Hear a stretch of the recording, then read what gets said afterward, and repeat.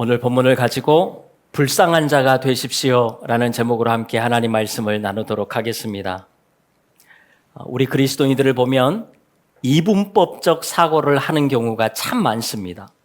이분법적 사고가 뭐냐면 모든 상황들을 그냥 두 가지로만 판단을 해버린다는 거예요. 좋은 것이다, 안 좋은 것이다. 된다, 안 된다. 좋은 사람이다, 안 좋은 사람이다. 해도 된다, 하면 안 된다. 모든 것을 이렇게 둘로 구분해 버리는 것입니다. 물론 우리의 믿음 자체가 이분법적이지요. 예수님을 믿으면 구원받고 예수님을 믿지 않으면 구원을 받지 못합니다. 구원받는 길이 다른 게 없어요. 둘 중에 하나예요. 천국 아니면 지옥이지요. 중간은 없습니다. 하나님의 말씀도 명확하잖아요. 하라, 하지 말라 분명합니다. 그냥 둘로 나눠지는 거예요. 그렇다 보니까요, 우리가 자꾸 다른 것들도 이분법적으로 나눠버린다는 거예요. 예를 들면 교회는 거룩한 것이고 세상은 거룩하지 않은 것이다. 교회는 거룩하고 세상은 악하다. 그냥 이렇게 둘로 구분해 버리는 거예요. 그러니까 어떤 현상이 나타나지요? 교회에 와서는 우리가 거룩한 모습으로 살아가지만 세상에 나가면 그냥 세상 사람들과 똑같이 살아가는 거예요. 우리가 명찰을 달고 다니는 것도 아니잖아요. 나 믿는 사람입니다. 표현을 안 하면요, 세상에 나가면 우리는 똑같은 사람들처럼 살아가게 됩니다. 그리고 다시 교회에 와서는 교회는 거룩한 곳이니까 또 우리가 거룩하기 위해서 회개하고 힘을 쓰지요. 세상에 나가서 똑같이 살아갑니다. 그러다 보니까 우리의 삶에 변화가 없더라는 거지요. 우리는 이런 이분법적 사고는 버려야 합니다. 종종 이런 분들이 있어요. 좋은 일이 일어나면 그것은 하나님의 뜻이고 하나님의 은혜다라고 생각을 하게 됩니다. 그런데 안 좋은 일이 일어나잖아요. 그러면 그것은 사탄의 공격이고 사탄의 역사라고 생각을 하는 거예요. 여러분 정말 그렇습니까? 그렇지 않잖아요. 하나님께서는요, 우리를 푸른 풀밭 맑은 시냇물가로 인도하실 때도 있지만 때로는 우리를 광야로 몰아넣으실 때도 있더라는 거예요. 우리를 기쁨의 골짜기로 다니게도 하시지만 눈물의 골짜기를 지나가게도 하신다라는 거예요. 그리고 그 안에서 하나님은 뜻을 이루시고 더 놀라운 하나님의 계획으로 우리를 인도해 가시는 거예요. 여러분, 둘로 나누면 안 됩니다. 오늘 우리에게 이런 넓은 믿음의 시야가 열려지기를 간절히 소망합니다. 좋은 일만 하나님의 뜻이 아니라 안 좋은 일도 이 또한도 하나님께서 주신 것이다. 이것을 수용할 수 있는 그런 넓은 수용성이 우리에게 있기를 바라요. 물론 여러분, 우리가 너무 안 좋은 일을 만나게 되면요, 그 일을 우리가 수용하기가 참 어렵습니다. 수용이 잘 안 돼요. 우리가 남의 일이야 쉽게 이야기를 할 수 있지만 내 일이라고 생각을 한다면 결코 쉽지가 않습니다. 그러나 이것까지도 인정하고 받아들일 수 있는 것, 이것이 우리의 믿음 아니겠어요? 좋은 것만 하나님이 주신 것이고 안 좋은 것은 하나님이 주신 게 아니야 라고 해서는 안 된다라는 것입니다. 욥이 한 번은 이런 고백을 하지요. 욥기 우리 1장 22절을 같이 읽습니다. 시작. 주신 이도 여호와시요 거두신 이도 여호와시오니 여호와의 이름이 찬송을 받으실지니이다. 아멘. 여러분, 욥이 한두 가지 잃고 지금 이 고백을 한 것이 아닙니다. 모든 것을 다 잃고 심지어 10명의 자녀들까지도 다 잃고 나서 이 고백을 지금 하고 있는 거예요. 여러분, 오늘 어떤 상황을 만나셨습니까? 우리가 지난주에 말씀을 들었던 것처럼 혹시 우리가 광야길로 들어갔습니까? 그렇다면 그 또한도 하나님께서 허락하셨다라는 거예요. 하나님께서는 좋은 것만 허락하는 것이 아니라 안 좋은 일도 때로는 우리 가운데 허락하신다라는 거예요. 여러분, 성경은 하나님이 허락하지 않으면 참새 한 마리도 땅에 떨어지지 않는다라고 분명하게 말씀을 하고 있습니다. 모든 것이 하나님이 허락하셨기 때문에 오늘 우리에게 주어졌다라는 거예요. 그렇기 때문에 우리는 지금 나의 안 좋은 상황도 하나님께서 주셨다. 지금 너무 힘들지만 이 또한도 하나님께 주셨다. 일단 여기에서부터 우리가 출발을 해야 된다라는 거예요. 그리고 여기에서부터 답을 찾아가는 거예요. 어떻게 찾아갈지 오늘 말씀으로 한번 들어가 보도록 하겠습니다. 자, 다윗이 지금 현재의 상황을 하나님의 뜻으로 받아들이고 스스로 광야로 들어갔습니다. 우리가 여기까지 살펴봤습니다. 그런데 여러분, 너무 급하게 도망을 나오다 보니까 따로 준비를 하지 못하고 나온 거예요. 어떻게 보면 비상식량마저도 제대로 준비하지 못하고 나온 상황입니다. 그런데 오늘 본문 1절을 한번 보십시오. 1절에 보니까 무비보셋의 종 시바가 상당한 양의 음식을 싣고 다윗을 맞이하러 나온 것입니다. 사실 여러분, 이 시바 입장에서는 다윗이 그렇게 좋은 사람이 아니에요. 왜지요? 원래 이 시바는 다윗을 만나기 전까지는 자기가 마치 무비보셋의 주인인 것처럼 살았습니다. 우리가 성경을 통해서 살펴봤던 것처럼 아들이 15명이나 됐고 20명의 종을 데리고 살 정도로 정말 잘 살고 있었습니다. 그런데 다윗을 만나고 나서 다윗이 이 시바로 하여금 요나단의 아들 무비보셋의 종이 되게 만들어버립니다. 다윗이 그의 인생을 완전히 바꿔버린 거예요. 다윗 때문에 인생이 망한 사람이 바로 이 시바입니다. 그런데 여러분, 이 시바가 정말 수많은 음식들을 가지고 다윗을 맞으러 나온 거예요. 여러분, 솔직히 시바 입장에서 다윗이 도망가는 입장이라면 박수치면서 환영해야 되는 것 아닙니까? 자기의 인생을 힘들게 만든 사람이잖아요. 그런데 어떻게 이렇게 다윗을 위해 준비해 올 수 있었을까요? 다윗이 볼 때에도 이해가 안 되는 거예요. 그래서 2절을 보니까요, 왕이 시바에게 이르되 내가 무슨 뜻으로 이것을 가져왔느냐? 도대체 무슨 꿍꿍이가 있느냐라고 지금 묻는 거지요. 그러자 시바가 왕의 가족들과 신하들을 위해서 내가 그냥 준비해 왔습니다 라고 이야기를 하는 것입니다. 여러분, 내가 잘 나갈 때에, 내가 잘 될 때에 누군가가 나에게 선을 베풀고 뭔가를 잘해주고 선물을 준다면 그것은 누가 봐도 잘 봐달라는 뇌물 아니겠습니까? 그런데 내가 힘들고 어려움 가운데 있는데 그때에 누군가가 나에게 선을 베풀어 준다면 여러분, 그것은 진짜 그 사람의 마음일 확률이 높습니다. 그리고 힘들고 어려울 때에 누군가가 조금이라도 도와주잖아요. 그러면 그것이 평생 고맙고 기억에 남는 것입니다. 저는 우리 모두가 이런 사람이 되기를 바라요. 있는 사람들에게 잘 보이고 없는 사람들을 짓밟는 것이 아니라 힘들고 어려운 사람들을 우리가 더 돌아볼 수 있는 이런 멋진 믿음의 사람들이 다 될 수 있기를 간절히 바랍니다. 얼마나 멋져요. 이런 사람들이 돼야지요. 그러면요, 하나님께서 이런 사람들을 또 기억해 주세요. 사도행전 10장에 보면 백부장 고넬료라는 사람이 나옵니다. 사도행전 10장 31절 같이 읽습니다. 시작. 고넬료야, 하나님이 내 기도를 들으시고 내 구제를 기억하셨으니. 아멘. 그렇습니다. 하나님께서 우리의 선한 모습을 기억하시는 거예요. 그리고 하나님께서 갚아주시는 것입니다. 여러분, 사람이 갚는 것보다 하나님께서 갚아주시는 것이 더 좋은 것 아닙니까? 사람이 갚아주면요, 딱 그만큼이에요. 조금 더 줄까요? 그런데 하나님이 갚아주신다면 어마어마하게 갚아주시는 거지요. 훨씬 좋습니다. 이런 은혜가 있기를 바라요.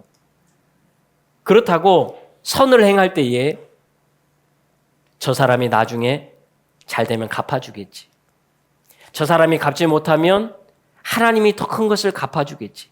여러분, 또 이런 마음으로 우리가 선을 행해서도 안 됩니다. 하나님은 다 아세요. 사람은 모를 수 있습니다. 그런데 하나님은 다 아시잖아요. 오늘 본문에 나오는 시바가 딱 그런 마음이었습니다. 시바가 눈치가 참 빠른 사람이었어요. 다윗이 이대로 물러날 것 같지는 않은 거예요. 다시 돌아올 것 같다라고 생각을 한 것입니다. 그래서 수많은 음식을 가지고 다윗을 맞으러 나갔던 거지요. 시바의 마음은 순수한 마음이 아니었습니다. 다 계산된 마음이었어요. 다윗이 돌아와서 나중에 나에게 잘해주겠지. 여러분, 이것을 어떻게 알 수 있지요? 이 무비보셋의 행동을 보면 다 알 수가 있습니다. 이 시바의 행동을 보면 시바가 무비보셋을 모함하고 거짓말하는 내용이 오늘 성경에 나오잖아요. 이것을 보면 시바의 마음이 순수하지 않았다는 거예요. 무비보셋의 재산을 다시 다 가져오겠다는 그런 심산으로 오늘 이 행동을 하고 있었던 것입니다. 그런데 여러분, 지금 다윗 입장에서는 시바의 마음을 알 수가 없잖아요. 무비보셋이 정말 그렇게 했는지 확인할 방법이 없습니다. 그래서 그 말을 그대로 믿고 무비보셋의 전 재산을 시바에게 그대로 다 줘버립니다. 여러분, 힘들고 어려울 때에 찾아와주고 도와주는 사람은요, 그냥 다 고마운 거예요. 그 사람이 뭘 했냐가 아니에요. 내가 힘들고 괴롭고 고통 가운데 있는데 누군가가 나를 찾아와서 따뜻한 손을 내밀어 준다면 여러분, 그 사람은 평생 기억에 남는 거잖아요. 지금 다윗에게 시바는 그런 사람이었습니다. 너무 고맙지요. 그래서 이것을 잊을 수가 없었습니다. 나중에 다윗이 다시 예루살렘에 들어왔을 때에 시바가 거짓말했다라는 것을 확인하게 됩니다. 그럼에도 불구하고 다윗은 시바에게 무비보셋의 재산 절반을 그냥 갖게 해줍니다. 왜냐하면 고마운 반, 약속 반, 이런 것 아니겠어요? 결국 시바의 이런 행동 때문에 다윗과 그의 일행들은 피난 중에 허기를 달랠 수가 있었습니다. 얼마나 고맙고 좋은 일입니까? 여러분, 이처럼 좋은 일은요, 우리가 하나님의 뜻으로 받아들이기가 참 쉽습니다. 우리가 살아가는데, 인생을 살아가는데 좋은 일이 딱 열려졌어요. 아, 하나님께서 예비하신 것이구나. 하나님 너무 감사합니다.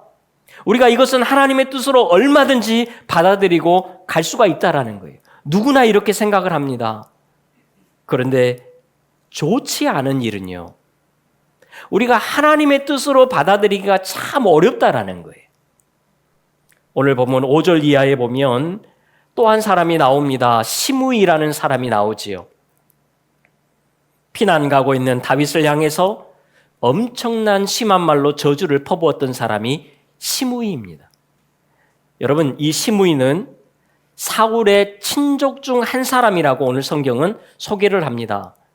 다시 말해서 사울 집안 사람이라는 거예요.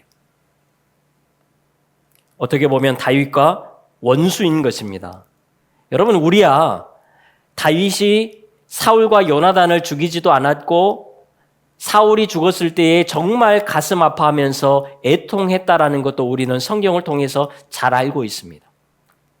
다윗은 정말 그들을 사랑했습니다. 그런데 사울 집안 입장에서는 사울이 죽고 나서 가장 이득을 본 사람은 다윗이거든요. 그러니까 사울의 죽음에 조금이라도 연관이 되어 있다라고 생각을 했던 거죠. 이뿐만이 아닙니다. 사울이 죽고 나서 사울 집안에서 그래도 기둥과 같았던 장수 아브넬이 또 살해를 당해요. 우리가 다 살펴봤던 내용입니다. 아브넬을 요압이 죽입니다. 우리는 요압이 자기의 개인적인 복수 때문에 아브넬을 죽였다라는 것을 잘 알고 있지만 사울 집안에서는 그렇게 생각하지 않습니다. 왜냐하면 정말 다윗이 아브넬을 존중하고 정말 사랑했다면 아브넬을 죽인 요압을 반드시 벌해야 하잖아요. 그런데 다윗이 요압을 처벌하지 않습니다. 어떤 제재도 하지 않아요. 그러니까 사울 집안에서는 이 일도 다윗이 개입되어 있구나 라고 충분히 생각을 했을 것입니다. 다윗은 사울 집안에서는 그냥 원수였던 거지요. 그래서 시므이가 이런 다윗이 지나간다는 소리를 듣고 바후림까지 쫓아와서 다윗을 저주하기 시작합니다. 우리 8절을 같이 읽습니다. 시작. 사울의 족속의 모든 피를 여호와께서 내게로 돌리셨도다. 그를 이어서 내가 왕이 되었으나 여호와께서 나라를 내 아들 압살롬의 손에 넘기셨도다. 보라, 너는 피를 흘린 자이므로 화를 자초하였느니라 하는지라. 여러분, 이 내용을 잘 보세요. 정말 다윗의 마음을 후벼 파는 말들만 하고 있습니다.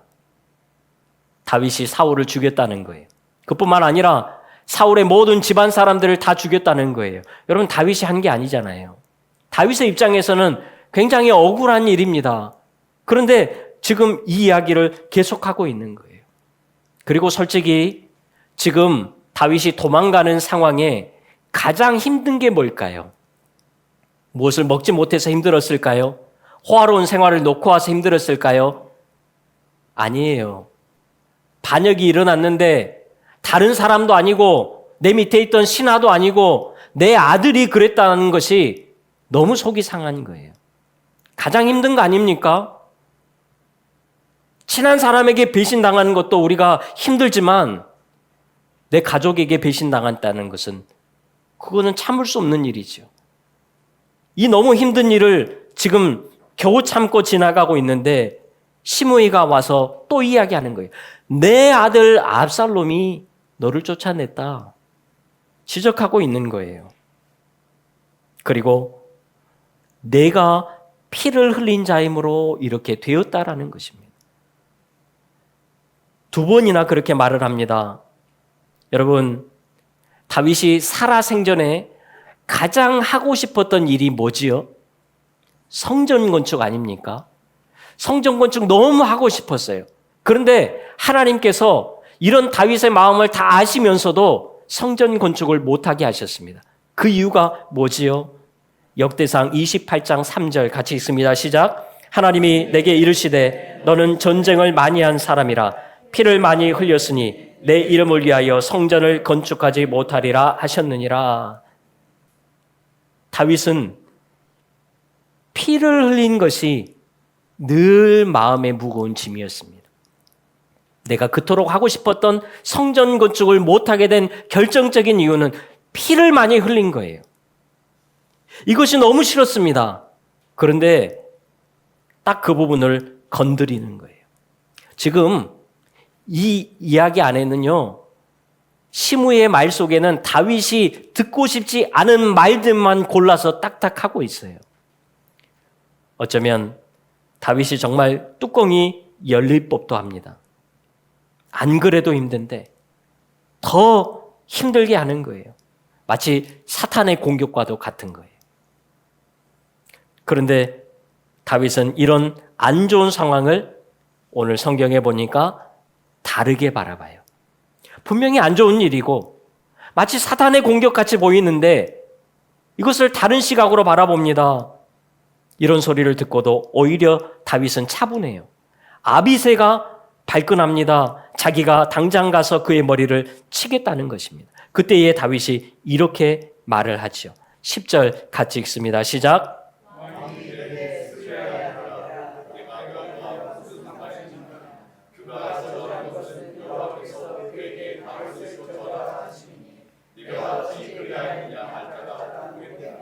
아멘.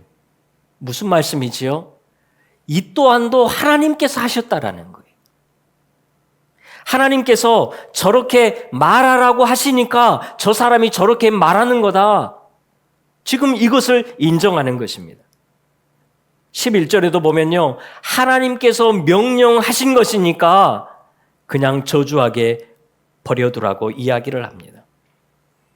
여러분, 정말 그렇잖아요. 아무리 피난길에 있는 다윗이라고 하더라도 그래도 왕이잖아요. 그리고 다윗 주변에는 이미 수백 명의 용사들이 있습니다. 오늘 성경에도 보니까 용사들이 좌우에 있었더라라고 말씀을 하고 있잖아요. 그런데 어찌 개인 하나가 와서 함부로 대들 수 있겠습니까? 정말 정신 나간 사람 아니고서는 이렇게 할 수가 없어요. 그래서 다윗은 이 또한도 하나님께서 허락하셨다. 이것도 하나님이 허락하셨다. 라고 믿고 그냥 받아들인 것입니다. 여러분, 우리가 인생을 살다 보면 참 마주하기 힘든 상황을 만날 때가 있습니다. 왜 나에게 이런 일이 일어나지? 내가 어떻게 해야 되지? 하나님께서 왜 나에게 이런 상황을 허락하셨지? 이해되지 않을 때가 있습니다. 이렇게 되어서도 안 되고 될 수도 없는데 자꾸 일이 그렇게 되는 거예요.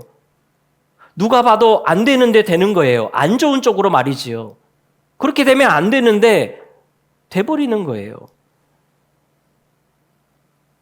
그때 우리가 생각해야 할 것이 있어요. 이유는 아직 모르지만 이 또한도 하나님께서 허락하셨다. 이것을 인정하고 받아들이는 것입니다. 그리고 어떻게 해야 할까요? 이것이 중요해요. 하나님 앞에서 불쌍한 자가 돼야 됩니다. 이게 무슨 말이냐면 12절을 같이 읽습니다. 시작. 혹시 여호와께서 나의 원통함을 감찰하시리니 오늘 그 저주 때문에 여호와께서 선으로 내게 갚아주시리라. 아멘. 무슨 말씀이냐면 우리가 고통 가운데 있는 모습을 하나님께서 다 지켜보시고 우리에게 가장 좋은 것으로 채워주신다. 우리의 삶을 가장 좋은 곳으로 다시 원래대로 돌려주신다. 그런 말씀입니다. 여러분, 다윗은 정말 머리가 좋은 사람입니다. 우리도요, 어려운 상황을 만나잖아요. 내가 뭔가를 하려고 하면 안 됩니다. 내가 하면 안 돼요. 일단 우리는 하나님 앞에서 불쌍한 자가 돼야 돼요. 내가 할 수 있는 것처럼, 내가 뭔가 있는 것처럼 하는 것이 아니라 나는 아무것도 없습니다. 하나님, 저는 아무것도 할 수 없습니다. 하나님 아니면 안 됩니다. 그저 불쌍하게 있는 거예요. 여러분, 우리 하나님 앞에서 좀 불쌍한 사람들이 돼야 돼요. 우리도 불쌍한 사람 보면 도와주고 싶잖아요. 잘 있는 사람 도와주고 싶습니까? 그렇지 않아요. 불쌍한 자를 돕고 싶듯이 우리도 하나님 앞에서 불쌍한 자가 되자라는 거예요. 설령 내가 뭔가 행할 능력이 있다고 하더라도 여러분, 하나님 앞에서는 불쌍해지는 것이 답입니다. 우리가 능력이 있어봤자 얼마나 있겠어요. 여러분, 다윗이 시므이 하나 처리할 힘이 없어서 그냥 놔뒀겠습니까? 아니에요. 다윗의 전략은요, 하나님 앞에서 불쌍한 자가 되는 것입니다. 내가 하나님 앞에서 불쌍한 자가 돼야지. 여러분, 사도행전 13장에 보면 하나님께서 다윗을 내 마음에 맞는 사람이라고 이야기를 합니다. 여러분, 다윗이 정말 잘 살아서 하나님 마음에 맞았을까요? 그거 아니잖아요. 우리가 봐도 다윗이 너무 부족했잖아요. 그런데 왜 하나님은 다윗을 향해서 내 마음에 맞다라고 이야기를 했을까요?